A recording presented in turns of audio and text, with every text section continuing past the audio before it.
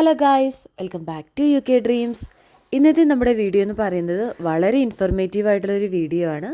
അതായത് നമുക്കറിയാം യു കെയിൽ ഏറ്റവും കൂടുതൽ ആൾക്കാർ നിൽക്കുന്നത് സ്കിൽഡ് വർക്ക് വിസയിലും അതുപോലെ തന്നെ നേഴ്സുമാരൊക്കെ ആയിട്ട് അങ്ങനെയൊക്കെയാണ് കൂടുതലായിട്ടും യു കെയിൽ ആൾക്കാർ മലയാളികളായിട്ടുള്ളവരുള്ളത്.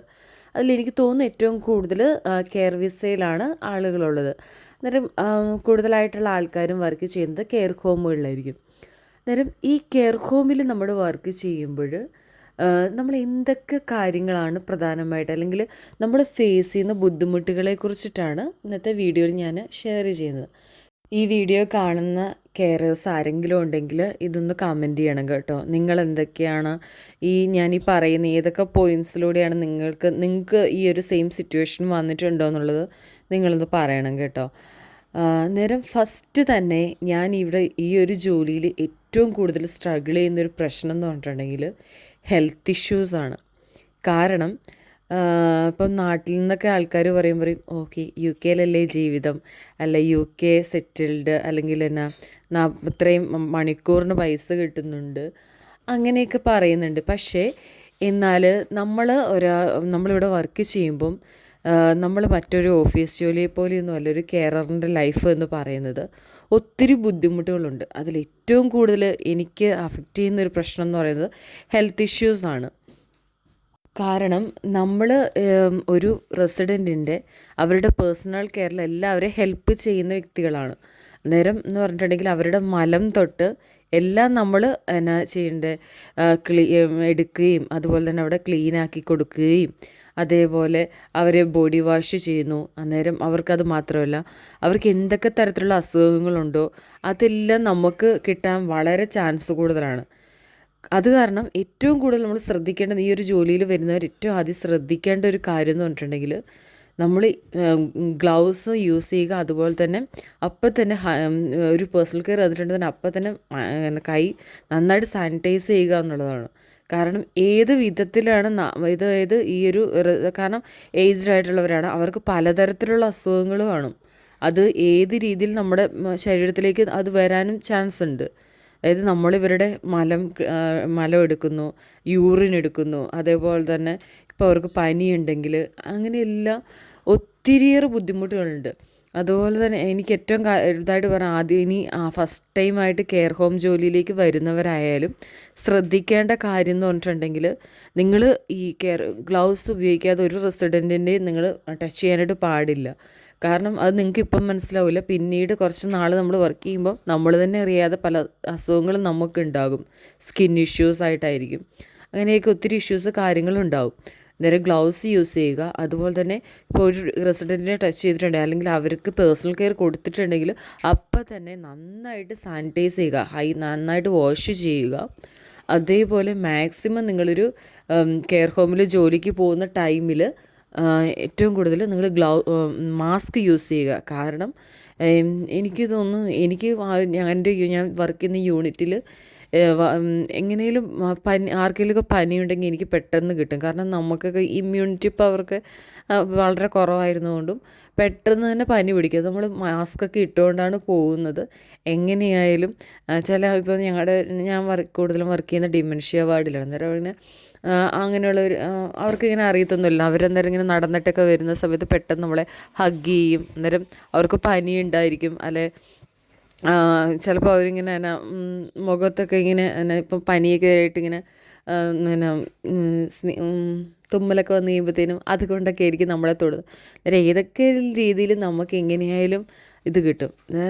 ഏറ്റവും കൂടുതൽ എന്ന് വെച്ചിട്ടുണ്ടെങ്കിൽ അതേപോലെ ആ കെയർ ഹോമിൽ പക്ഷേ ആ ഒരു വാർഡിൽ പനിയുണ്ടെങ്കിൽ എല്ലാവർക്കും ചെസ്റ്റ് ഇൻഫെക്ഷൻ ആയിട്ടുണ്ട്, നമുക്കും കിട്ടും. അന്നേരം നിങ്ങൾ കരുതും മണിക്കൂർ കൊണ്ട് പൈസയൊക്കെ കിട്ടൂലേ നാട്ടിൽ നിന്നൊക്കെ, അങ്ങനെയൊക്കെ കരുതും. പക്ഷേ അങ്ങനെയൊന്നുമല്ല. നമ്മൾ ഏറ്റവും കൂടുതൽ സ്ട്രഗിൾ ചെയ്യുന്ന ഒരു ബുദ്ധിമുട്ട് എന്ന് പറയുന്നത് ഹെൽത്ത് ഇഷ്യൂസാണ്. ഈ ഒരു വീഡിയോ ആരെങ്കിലും കെയറായിട്ട് വർക്ക് ചെയ്യുന്നവർ കണ്ടെന്നുണ്ടെങ്കിൽ നിങ്ങൾക്ക് ഇതുപോലുള്ള ഇഷ്യൂസ് ഉണ്ടായിട്ടുണ്ടെങ്കിൽ ഒന്ന് കമൻറ്റ് ചെയ്യണം കേട്ടോ. അന്നേരം അത് ഏറ്റവും വലിയൊരു ഇഷ്യൂ ആയിട്ടാണ് ഞാൻ കരുതുന്നത്. അടുത്തതെന്ന് പറഞ്ഞിട്ടുണ്ടെങ്കിൽ നമ്മുടെ ഹെൽത്തല്ല ഏറ്റവും കൂടുതൽ നമ്മുടെ വെൽത്ത് എന്ന് പറയുന്നത്. അന്നേരം അതാണ് ഞാൻ ആദ്യം തന്നെ അത് പറഞ്ഞത്. ഞാൻ ഏറ്റവും കൂടുതൽ ഫേസ് ചെയ്തിട്ടുള്ളൊരു ഇഷ്യൂ എന്ന് പറയുന്നത് റേസിസം എന്നുള്ളൊരു ഇഷ്യൂ ആണ്. അതെന്ന് പറയുന്നത് ഞാൻ പറഞ്ഞല്ലോ, ഞാൻ കൂടുതലായിട്ടും വർക്ക് ചെയ്യുന്നത് ഡിമെൻഷ്യ വാർഡിലാണ്. അന്നേരം ഇവർക്ക് ഓർമ്മയില്ല, പക്ഷേ ഇവർ ബിഹേവ് ചെയ്യുന്ന അങ്ങനെ. പക്ഷേ അങ്ങനെയൊക്കെ ആയാലും ഉണ്ടല്ലോ, ഇവരുടെ ഉള്ളിൻ്റെ ഉള്ളിൽ നമ്മളോട് ഭയങ്കരമായിട്ടുള്ള റേസസും ഉണ്ട്. അത് സ്റ്റാഫിൻ, അതായത് കൂടെ വർക്ക് ചെയ്യുന്ന സ്റ്റാഫിൻ്റെ കാര്യമല്ല ഞാൻ പറയുന്നത്, റെസിഡൻസിൻ്റെ കാര്യമാണ് പറയുന്നത്. അവർക്ക് എത്രയാന്ന് പറഞ്ഞിട്ടുണ്ടെങ്കിലും നമ്മുടെ, അതായത് ഞാനിപ്പോൾ ഒരു എക്സാമ്പിൾ പറയുകയാണെങ്കിൽ, ഞാനൊരു റെസിഡൻറ്റിനെ നമ്മുടെ പേഴ്സണൽ കെയറിന് ചേഞ്ച് ചെയ്യാൻ വേണ്ടിയിട്ട് പോവുകയാണ്. അന്നേരം ആ ഒരു റെസിഡൻറ്റ് എത്രയായാലും പറഞ്ഞാൽ സമ്മതിക്കുന്നില്ല. അവർ അവരിങ്ങനെ നമ്മൾ സ്റ്റാൻഡേർഡ് വെച്ചിട്ട് അവരെ പൊക്കണം. അന്നേരം അവരെന്ത് ചെയ്തിട്ടുണ്ടെങ്കിലും ആ സ്ലിങ് ഇടാൻ സമ്മതിക്കുന്നില്ല. പിന്നെ എഴുന്നേൽക്കാൻ യാതൊരുവിധ ഇതുമില്ല. കാരണം ഇയാളാണെങ്കിൽ അപ്പിയിട്ട് ഭയങ്കര ഇതായിട്ട് തന്നെ യൂറിനെല്ലാം പാസ് ചെയ്ത് ഇങ്ങനെ കയ്യിലെല്ലാം ആക്കി ഭയങ്കര ഇതായിട്ടാണ് ഇരിക്കുന്നത്. അന്നേരം ഇയാളൊന്ന് സമ്മതിക്കാതെ നമുക്ക് ഇയാളെ, കാരണം ഇയാൾ ഭയങ്കരമായിട്ട് നമ്മളെ ഉപദ്രവിക്കുക. അന്നേരം നമുക്കൊന്നും ചെയ്യാൻ വേണ്ടി പറ്റുന്നില്ല. പക്ഷേ ആ ഒരു സമയത്ത് പെട്ടെന്ന് നമ്മുടെ സീനിയറായിട്ടുള്ള, അതായത് ഇവിടെ ഉള്ള ഒരു ബ്രിട്ടീഷുകാർ വന്ന് പെട്ടെന്ന് വന്നപ്പോഴത്തേക്കും ഒരു ബുദ്ധിമുട്ടും കൂടാതെ ഹലോ ലവ് എന്ന് പറഞ്ഞ് പെട്ടെന്ന് തന്നെ എന്താ പറഞ്ഞത് ഇതാക്കി. അന്നേരം നമ്മൾ അത്രയും സമയം അവരോട് പറഞ്ഞതും എന്നാന്ന് പറഞ്ഞാൽ അവർക്ക് ആ ഒരു നമ്മളോട് സംസാരിക്കുന്നത് അതുപോലെ തന്നെ അതൊരു ഭയങ്കര ഒരു നമ്മളെന്ത് ചെയ്തിട്ടാണെന്ന് അറിയത്തില്ലല്ലേ. നമ്മൾ ഈ ഒരു വേറൊരു രാജ്യത്ത് വന്നതുകൊണ്ടായിരിക്കും അവരുടെ ഉള്ളിൽ എന്തായാലും അതൊരു ഫേസ് ചെയ്യുന്നൊരു ഭയങ്കര ബുദ്ധിമുട്ടായിട്ട് തോന്നിയിട്ടുണ്ട്.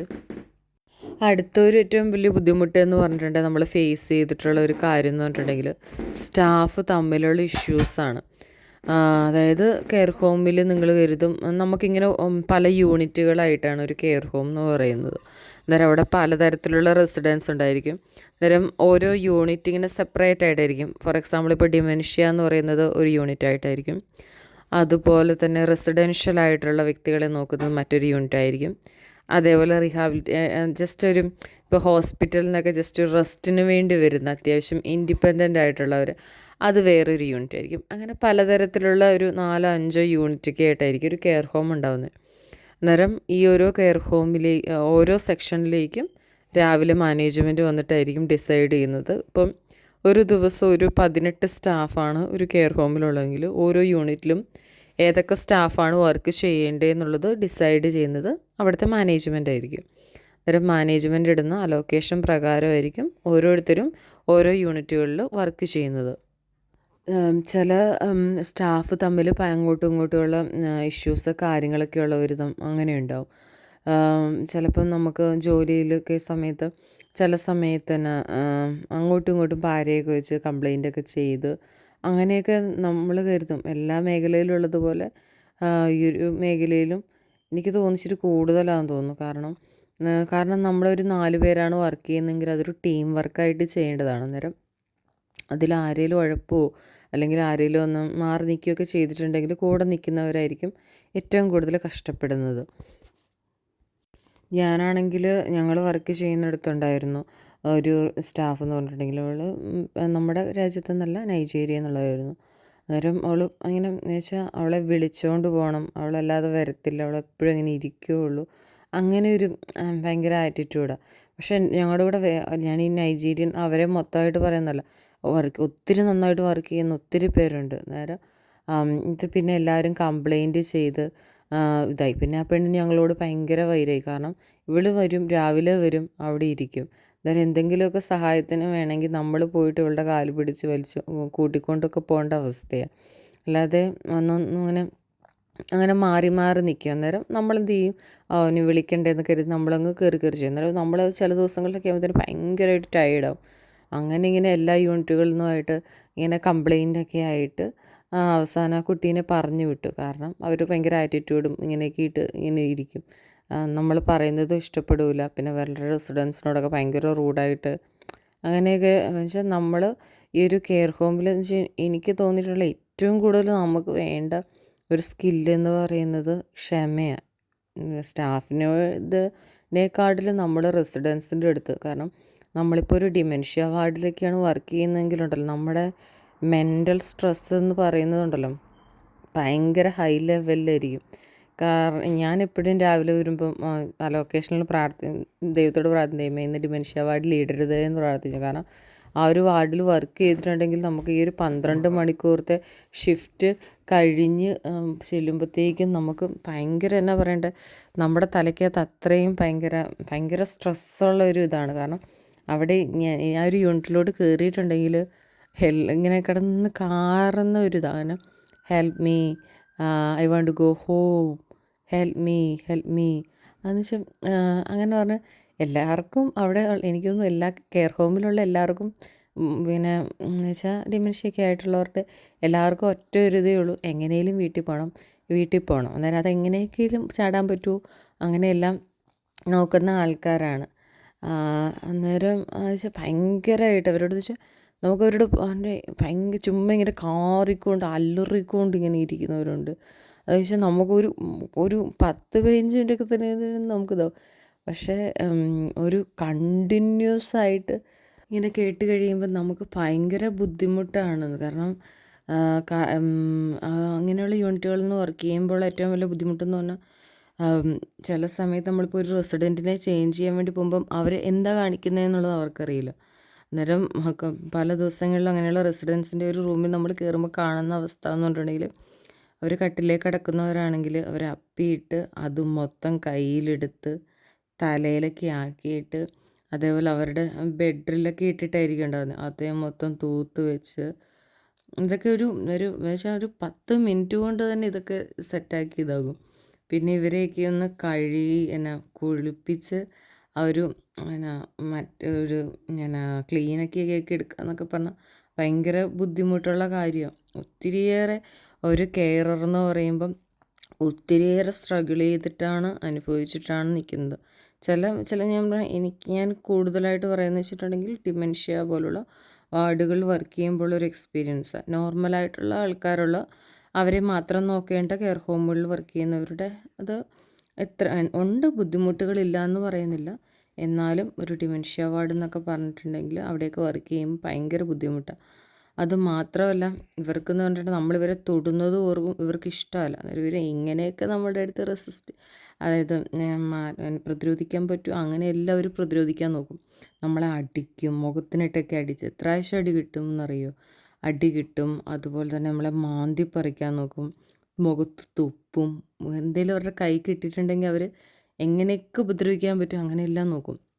കാരണം നമ്മളിപ്പോൾ ഞങ്ങൾ ഇത് ചെയ്യാൻ പോവാന്ന് പറഞ്ഞു, അതുപോലെ ഇങ്ങനെ കിടന്ന് കാറിൽ നിന്ന് ഭയങ്കര ഇങ്ങനെ നമുക്ക് ഭയങ്കരമായിട്ട് ഇറിറ്റേറ്റ് ചെയ്യുന്ന രീതിയിലായിരിക്കും. അങ്ങനെയൊക്കെയുള്ള ഒത്തിരി സ്ട്രഗിൾസും കാര്യങ്ങളും ഉണ്ട്. ഇതിപ്പോൾ ആരും ഇങ്ങനെ ഓപ്പണായിട്ട് പറയാനായിട്ട് ആഗ്രഹിക്കില്ലായിരിക്കും. പക്ഷേ ഇതൊക്കെയാണ് ഒരു കെയർ ഹോമിലെ റിയൽ ലൈഫ്, അല്ലെങ്കിൽ ഒരു കെയർ ഹോമിൽ ജോലി ചെയ്യുമ്പോൾ അനുഭവിക്കുന്ന ബുദ്ധിമുട്ടുകൾ എന്ന് പറയുന്നത്. പിന്നെ ആകെ ഒരു സന്തോഷം എന്ന് പറയുന്നത് നമുക്ക് പൈസ കിട്ടും, ആ ഒരു ഇത് മാത്രമേ ഉള്ളൂ. സാലറി കിട്ടുമ്പോൾ ഒരു ഹാപ്പിനെസ് മാത്രമേ ഉള്ളൂ. അല്ലാതെ കെയർ ഹോം ജോലി എന്ന് പറയുന്നത് വളരെ ബുദ്ധിമുട്ടുള്ള ഒന്ന് തന്നെയാണ്. അത് ഒരു കെയർ ഹോമിലെ അത് മാത്രമല്ല, നമുക്കിപ്പോൾ ഒരു 5 മണിക്കൂർ ഷിഫ്റ്റ് അങ്ങനെയൊന്നുമല്ല ഇവിടെ. കൂടുതലും 12 മണിക്കൂർ ഷിഫ്റ്റാണ്. 8 മണിക്കൂർ അല്ലെങ്കിൽ 6 മണിക്കൂർ ഷിഫ്റ്റൊക്കെ കിട്ടുന്ന വളരെ റെയറായിട്ട്. ഞങ്ങളുടെ കെയർ ഹോമിൽ ഫുൾ 12 അവർ ഷിഫ്റ്റ് തന്നെയാണ് അവർ നൽകുന്നത്. അന്നേരം നമുക്ക് അതും നമ്മുടെ ഷിഫ്റ്റൊക്കെ ആദ്യത്തെ 3 ദിവസമൊക്കെ അടുപ്പിച്ച് കഴിയും. 4-ാമത്തെ ദിവസം എന്നൊക്കെ പറയുമ്പോൾ ഭയങ്കര നമ്മൾ ടയേർഡാവും. അതിപ്പോൾ നമ്മളൊരു ഡിമെൻഷ്യ പോലുള്ളൊരു വാർഡിലാണ് നമ്മൾ കണ്ടിന്യൂസ് ആയിട്ട് വർക്ക് ചെയ്യുന്നതെങ്കിൽ ഭയങ്കര ബുദ്ധിമുട്ടായിരിക്കും. നമുക്ക് എല്ലാ വാർഡിലും ബുദ്ധിമുട്ടില്ല, അങ്ങനെയല്ല ഞാൻ പറയുന്നത്. എന്നിരുന്നാലും കൂടുതലായിട്ട് നമ്മൾ മെൻ്റൽ സ്ട്രെസ്സ് നമുക്ക് കൂടുതലായിരിക്കും. അതേപോലെ തന്നെ ചില റെസിഡൻസിനെയൊക്കെ നോക്കാൻ വേണ്ടി തന്നെ ഒരു കെയർ അങ്ങനെയൊക്കെ ഉണ്ട്. കാരണം ചിലപ്പോൾ അഡ്വാൻസ്ഡ് ഡിമെൻഷ്യയൊക്കെ ഉള്ളവരെ സംബന്ധിച്ചിടത്തോളം അവരെ കൺട്രോൾ ചെയ്യാനായിട്ട് ഭയങ്കര ബുദ്ധിമുട്ടായിരിക്കും. അന്നേരം ഒന്നെങ്കിൽ അവരുടെ ഫാമിലി ഫണ്ട് ചെയ്യും, അല്ലെങ്കിൽ ഇവിടുത്തെ സോഷ്യൽ സർവീസുകാർ ഫണ്ട് ചെയ്തിട്ട് അവരെ തന്നെ നോക്കാൻ വേണ്ടി കെയറേഴ്സ് കാര്യങ്ങളൊക്കെ ഉണ്ടായിരിക്കും. അതൊക്കെ ചിന്തിക്കുമ്പോൾ നമ്മുടെ നാട്ടിലെ ഒരു 80 വയസ്സൊക്കെ കഴിഞ്ഞിട്ടുള്ളവരെന്ന് പറഞ്ഞിട്ടുണ്ടെങ്കിൽ ഭയങ്കര എന്താ പറയണ്ട നമ്മുടെ ഹെൽത്തൊക്കെ ഭയങ്കര വീക്കായിരിക്കും, അങ്ങനെയൊക്കെയല്ലേ. പക്ഷേ ഇവിടെ അങ്ങനെയൊന്നുമില്ല കേട്ടോ. ഇവിടുത്തെ ആൾക്കാർ ഭയങ്കര സ്ട്രോങ്ങാണ്. ഭയങ്കര സ്ട്രോങ് എന്ന് വെച്ചിട്ടുണ്ടെങ്കിൽ അവർ ഞങ്ങളുടെ ഇവിടെ മുമ്പുണ്ടായിരുന്ന ഒരു റെസിഡൻ്റ്, ആ റെസിഡൻറ്റിനെ നോക്കാൻ വേണ്ടിയിട്ട് തന്നെ ഒരാളുണ്ടായിരുന്നു. ചില ദിവസങ്ങളിൽ നമുക്ക് ആ ഒരാൾക്കൊന്നും കൺട്രോൾ ചെയ്യാനേ പറ്റത്തില്ല. അയാളെ ഒരു ബാത്തൊക്കെ കൊടുക്കണേ 4 പേര് പോയിട്ടായിരുന്നു. അത്ര അഗ്രസീവ് ആയിരുന്നു അയാൾ. നമുക്ക് ഒരു രീതിയിലും കൺട്രോൾ ചെയ്യാൻ വേണ്ടി പറ്റത്തില്ല. അയാൾക്ക് 85 വയസ്സുണ്ടായിരുന്നു. പക്ഷേ അയാൾ ഓടി നടന്ന് ഉപദ്രവിക്കുകയും അതുപോലെ സാധനങ്ങളൊക്കെ നശിപ്പിക്കുകയും ഇപ്പം നമ്മളതിൽ നടന്നൊക്കെ പോവുകയാണെങ്കിൽ നമ്മളെ ഭയങ്കരമായിട്ട് ഉപദ്രവിക്കുകയും സാധനം വെച്ച് എറിയുകയൊക്കെ ചെയ്യും.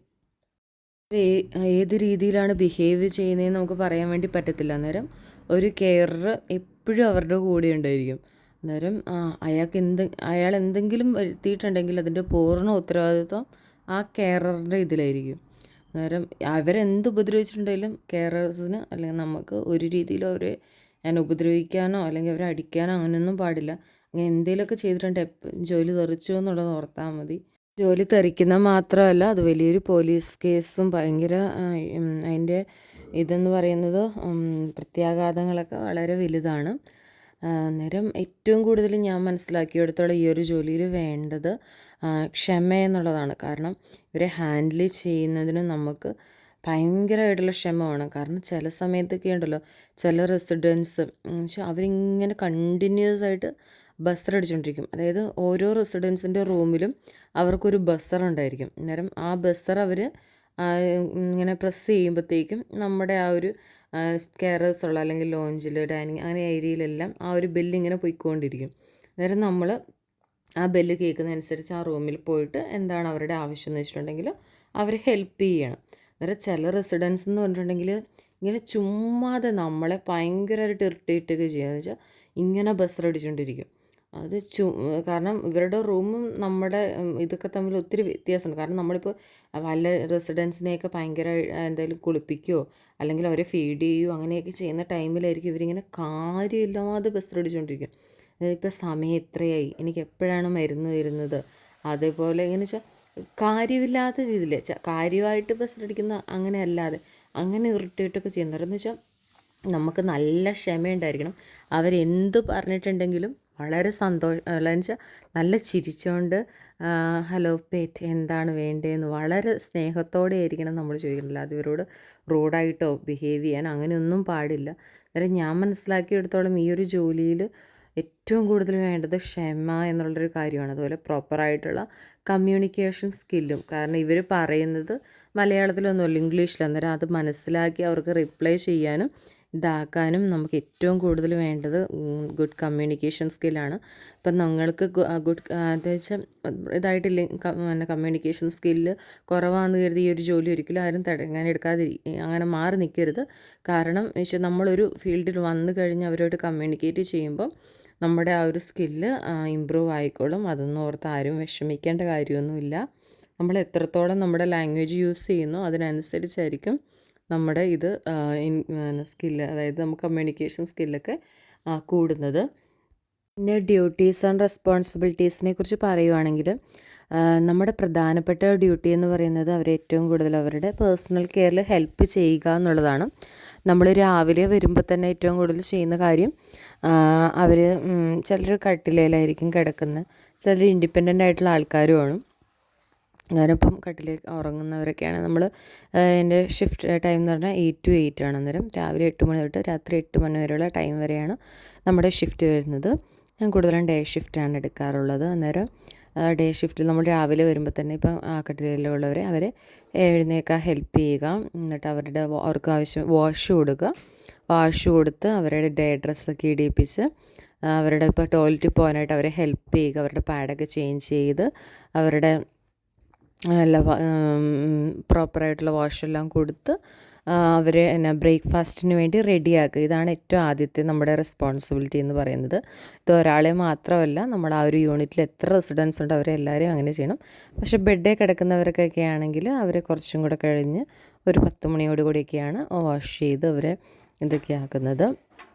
അന്നേരം ബ്രേക്ക്ഫാസ്റ്റിന് വേണ്ടി അവർ റെഡിയാക്കും. എന്നിട്ട് ബ്രേക്ക്ഫാസ്റ്റ് എന്ന് പറയുമ്പോൾ നമ്മൾ ഫുഡ് ഉണ്ടാക്കേണ്ട കാര്യമൊന്നുമില്ല. നമുക്ക് കിച്ചണിൽ ഷെഫുണ്ട്. അന്നേരം അവർ ഫുഡൊക്കെ ആക്കിയിട്ട് കൊണ്ടുവന്ന് തരും. അന്നേരം തലേന്ന് തന്നെ ഇവരോട് ചോദിക്കുക ഏത് ഫുഡാണ് ഇവർക്ക് വേണ്ടതെന്നുള്ള കാര്യങ്ങളൊക്കെ ചോദിക്കും. അന്നേരം അതിനനുസരിച്ചിട്ടുള്ള ബ്രേക്ക്ഫാസ്റ്റ് ആയിരിക്കും കൊടുക്കുന്നത്. അന്നേരം അവരുടെ ഇഷ്ടാനുസരണം ബ്രേക്ക്ഫാസ്റ്റ്, അതേപോലെ ടീ, കോഫി അതൊക്കെ ഇഷ്ടം പോലെയാണ്. അതുപോലെ അവരുടെ ഇഷ്ടാനുസരണമായിരിക്കും കൊടുക്കുന്നത്. അത് മാത്രമല്ല, ഇപ്പം നമ്മൾ ഓരോ യൂണിറ്റിലും ഒരു ചെറിയൊരു കിച്ചൺ പോലെയുള്ളൊരു സെറ്റപ്പാണ്. അതായത് ഒരു യൂണിറ്റിൽ ഇപ്പം വലിയ കിച്ചൺ കൂടാതെ തന്നെ കെറ്റില്, ടോസ്റ്റർ, അതുപോലെ തന്നെ ബോയിലറ്, ഒരു ഫ്രിഡ്ജ്, അതുപോലെ തന്നെ സീരിയൽസ് എല്ലാ സംഭവങ്ങളും ഉണ്ടായിരിക്കും.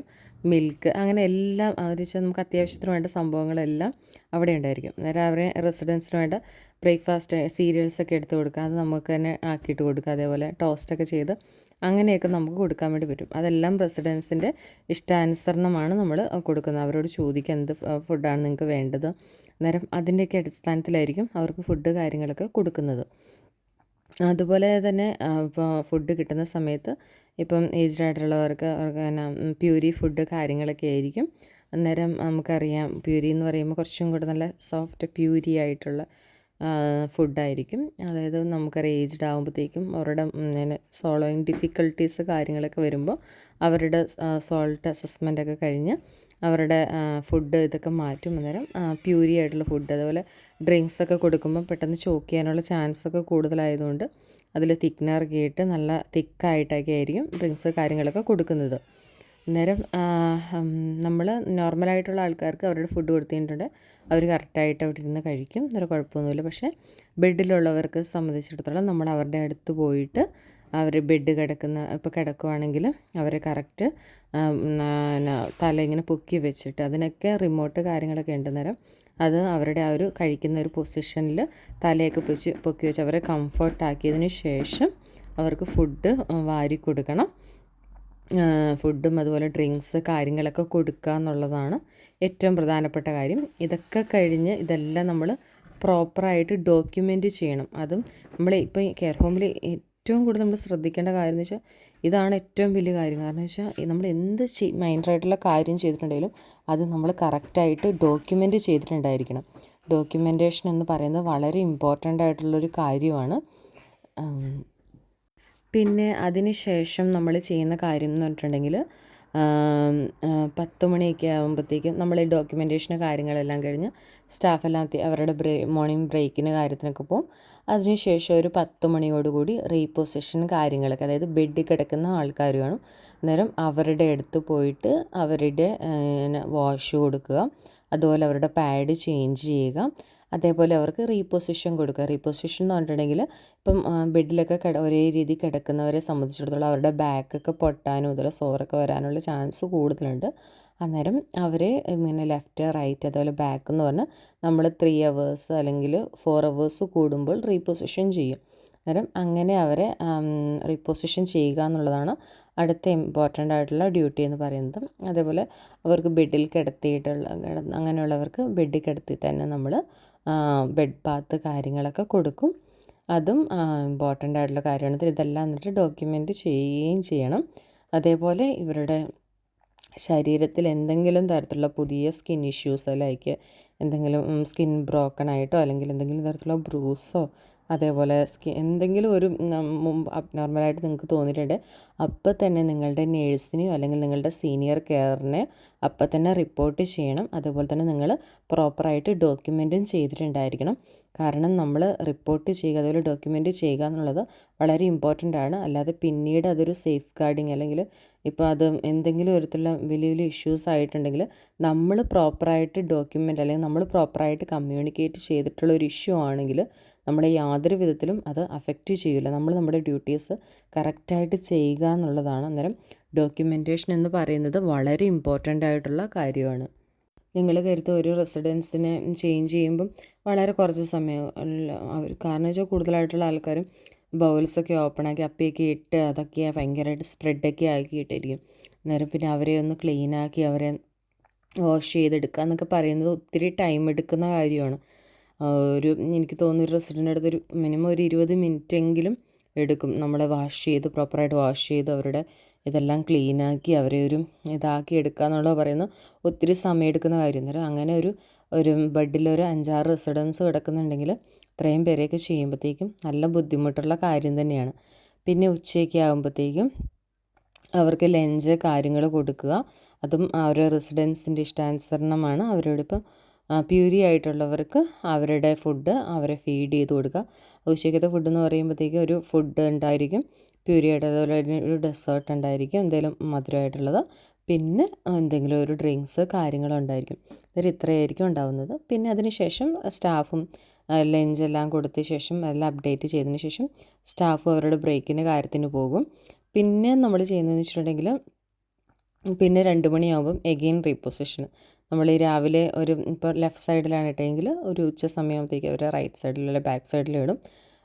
അങ്ങനെ ആ റീപൊസിഷൻ്റെ സമയത്ത് നമ്മൾ അവരുടെ പാഡൊക്കെ ചേഞ്ച് ചെയ്യുന്നതാകണം. പിന്നെയുള്ള സമയത്ത് ഓരോ ദിവസം നമ്മൾ ഇത്ര റെസിഡൻസിനെ വെച്ചിട്ട് ബാത്ത് അല്ലെങ്കിൽ ഷവറൊക്കെ കൊടുക്കുന്നതാണ്. അന്നേരം അവർക്ക് ഷവറൊക്കെ കൊടുക്കും. പിന്നെ അതേപോലെ തന്നെ ഈ റെസിഡൻസിൻ്റെ വെയിറ്റ് കാര്യങ്ങളൊക്കെ നമ്മൾ ചെക്ക് ചെയ്യേണ്ടതായിട്ടുണ്ട്. അതിനോരോ മെഷീന് കാര്യങ്ങളൊക്കെ ഉണ്ട്. അന്നേരം അതൊക്കെ വെച്ച് അത് ചെക്ക് ചെയ്യുക എന്നുള്ളതും ഒരു കെയറിൻ്റെ ഡ്യൂട്ടി തന്നെയാണ്. അതേപോലെ മറ്റൊരു ഇമ്പോർട്ടൻ്റ് ആയിട്ടുള്ള കാര്യം എന്ന് പറഞ്ഞിട്ടുണ്ടെങ്കിൽ അവർക്കിപ്പം എവിടെയെങ്കിലും ഷോപ്പിങ്ങിന് കാര്യത്തിനൊക്കെ പോകണമെങ്കിൽ അവരുടെ കൂടെ ഷോപ്പിങ്ങിന് പോവുക. അവരെ സേഫായിട്ട്, അല്ലെങ്കിൽ വീൽ ചെയറിലൊക്കെ ഉള്ളവരാണ് വീൽ ചെയർ ഉന്തി അവരുടെ അടുത്തുള്ള ഷോപ്പിൽ പോവുക. അതേപോലെ അതൊക്കെ ഒരു കെയറിൻ്റെ ഇമ്പോർട്ടൻ്റ് ആയിട്ടുള്ള ഡ്യൂട്ടിയാണ്. പിന്നെ ഒത്തിരി പേര് ചോദിച്ചിട്ടുണ്ടായിരുന്നൊരു കാര്യമാണ് പേയ്മെൻറ്റ് കാര്യങ്ങളൊക്കെ.